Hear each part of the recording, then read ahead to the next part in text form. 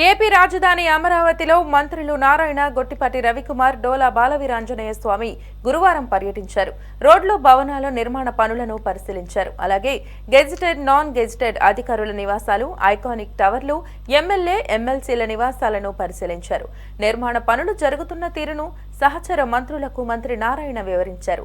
ఈ సందర్భంగా మంత్రి డోలా బాలవీరాంజనేయ స్వామి మాట్లాడుతూ అమరావతిలో జరుగుతున్న అభివృద్ధి పనులను పరిశీలించామని తెలిపారు. ఎమ్మెల్యే క్వార్టర్స్ ను పరిశీలించామని, చాలా గొప్పగా ఉన్నాయని కొనియాడారు.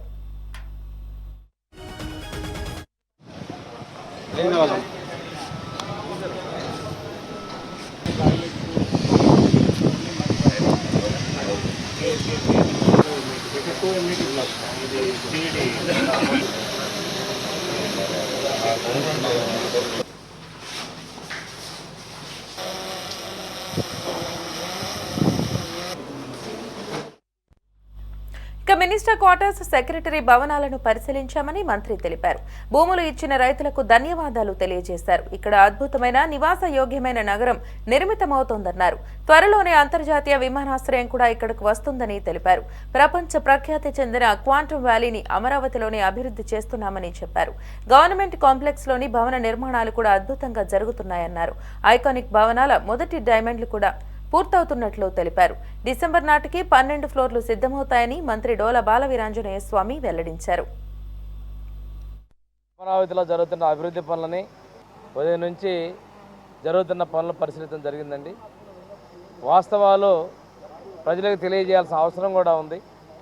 ఈరోజు చూస్తూ ఉంటే 14-19 మధ్యలో మేము చేసినటువంటి పనులను పూర్తి చేసుకున్నాం.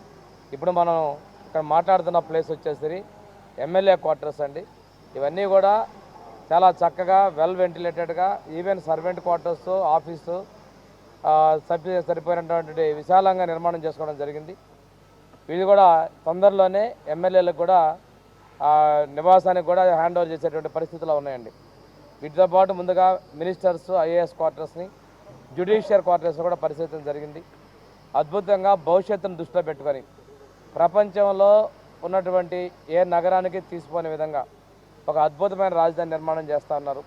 ముందుగా రాజధానికి భూములు ఇచ్చినటువంటి రైతులందరికీ కూడా నేను ధన్యవాదాలు తెలియజేసుకుంటూ, వారి త్యాగాల ఫలితంగా ఈరోజు అద్భుతమైన రాజధాని నిర్మాణం చేసుకుంటున్నాం.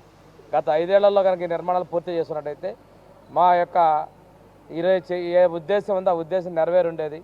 లేకపోగా రైతుల మధ్య చిచ్చు పెట్టడం, ఇంకా కూడా 3 ముక్కల రాజధాని మాట్లాడటం, అది అయిపోయిన తర్వాత మావిగన్ అంటాం, రకరకాలుగా వాళ్ళ యొక్క దీన్ని అంగీకరించే పరిస్థితుల్లో విపక్షం ఉండటం చాలా దుర్మార్గం. ఈరోజు చూసుకున్నట్టయితే జిఏడి టవర్స్ శరవేగంగా జరుగుతూ ఉన్నాయి.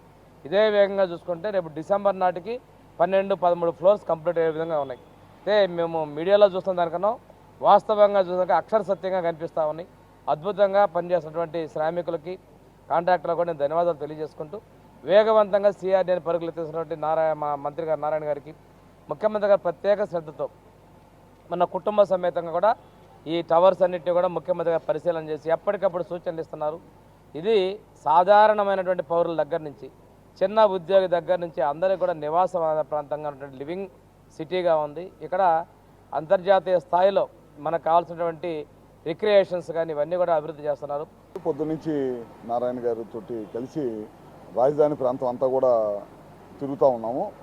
ఫస్ట్ ఐకానిక్ టవర్స్ ఏ విధంగా పని జరుగుతుంది అనేది కూడా పరిశీలించడం జరిగింది. తర్వాత మన సెక్రటరీ టవర్స్ కానీ, దాంతోపాటు ఐఏఎస్లకు ఇచ్చిన అపార్ట్మెంట్ బిల్డింగ్స్ అన్నీ కూడా పరిశీలించడం జరిగింది. తర్వాత మనకి మినిస్టర్ క్వార్టర్సు, దాంతోపాటు జడ్జెస్కి సంబంధించిన ఇల్లు కానీ, దీంతోపాటు రోడ్లు ఏ విధంగా కనెక్షన్, ఏ విధంగా ఎక్కడి నుంచి ఎక్కడికి కనెక్ట్ అయ్యేది రోడ్స్ కానీ ఇవన్నీ కూడా పరిశీలించడం జరిగింది. ముఖ్యంగా లాస్ట్కి ఇక్కడ మేము ఎమ్మెల్యే క్వార్టర్స్, ఎమ్మెల్సీ క్వార్టర్స్కి రావడం జరిగింది. అయితే మాత్రం 100% కంప్లీట్ అయిపోయినాయి.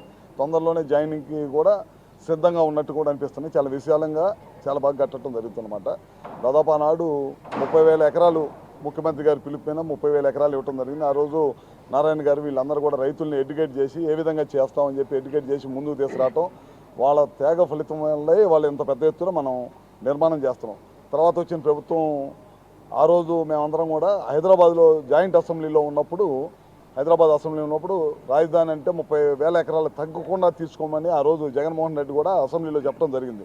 తర్వాత రోజుకు ఒక రకమైన మాట మారుస్తా రాజధాని ప్రాంతం మీద లేకపోతే చంద్రబాబు నాయుడు గారికి మంచి పేరు వచ్చింది అనే దానికోసం ఏదో తిక్కమక్క మాటలు మాట్లాడతా, రోజు ఒక మాటలు మాట్లాడతా. ఒక రోజు 30,000 ఎకరాలు కావాలంటాడు, తర్వాత ఒక రోజు ఏమన్నా ఇక్కడి నుంచి కాదు 3 రాజధాని ఉండాలంటాడు, మళ్ళీ ఎలక్షన్ అయిపోయిన తర్వాత మళ్ళీ మొదలు పెట్టేసి ఏమన్నా మావిగాని అని చెప్పి రకరకాల కారణాలతోటి రోజు ఒక కాలయాపన చేస్తా జగన్మోహన్ రెడ్డి పిచ్చి సమాధానాన్ని చేస్తూ ఉన్నాడు. జగన్మోహన్ రెడ్డికి కూడా నేను చెప్పేది ఏంటంటే ఒకసారి వచ్చి మీరు కూడా వచ్చి ఈ ప్రాంతంలో ఏ విధమైన అభివృద్ధి జరుగుతుందో చూడాల్సిన అవసరం ఉంది. ఒక రాష్ట్ర పౌరుడిగా మనకు రాజధాని లేని రాష్ట్రంగా మిగిలిపోయాము.